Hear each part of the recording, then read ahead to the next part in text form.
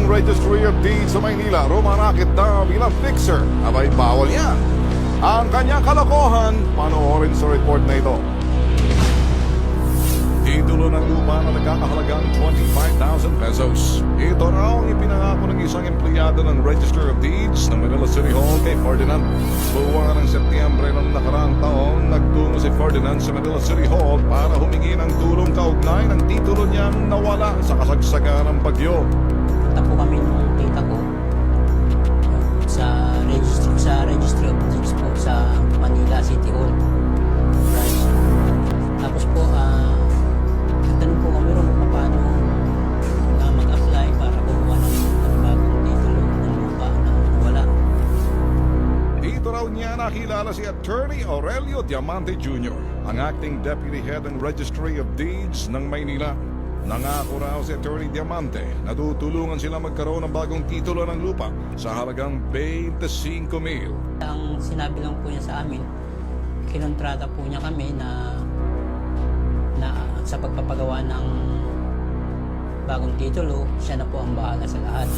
Makakapagbigay lang po kami ng 25,000 para sa pagpapagawa ng bagong titulo. Sa loob ng 5 buwan daw po ang itatagal nun sa pagpapagawa, tapos after 5 months ay makukuha na namin. Dahil dito, utay-utay nilang binayaran sa abogado ang 25,000. Ngayon yung para naman po ng pagbabayad, kahit na po yung partial lang, basta makapagbigay muna kami sa kanila ng 10,000. Tapos yung sa susunod na kada buwan naman, tagpa 5,000 na lang po hanggang umabot po ng 25. Pero matapos ang 5 buwan, wala rin daw ang titulo na kanilang inaasahan. Kita nga kami noon at nagkausap kami, sabi niyang gano'n, nawala nga rin po sa isip niya. Tapos bandang huli, sinabi din niya sa akin na sinubukan niya raw ipasok yun para maipagawa, kaso hindi raw po pwede. Sinabi niya sa akin na ibabalik na lang daw po niya yung pera namin. Ang gusto po niyang mangyari, 15,000 lang ang ibabalik niya. Pinuntahan ng Bitag D3 ang opisina ni Attorney Aurelio Diamante sa Manila City Hall, pero wala na pala ito sa kanyang opisina. Na-assign siya dito as acting deputy register of deeds. Strictly speaking, bawal sa amin na kami ang mag-aayos ng mga transactions ng mga tao. Ang ginagawa lang ng office namin is to give new procedures and advice on the steps to be taken. But then yung pagkuha ng lawyer, dapat sa iba yun. Iba sa labas. Kasi yun yung tinatawag natin may conflict of interest. Ayon sa kanyang dating hepe, hindi raw nag-iisa si Ferdinand na may katulad na reklamo laban kay Attorney Diamante.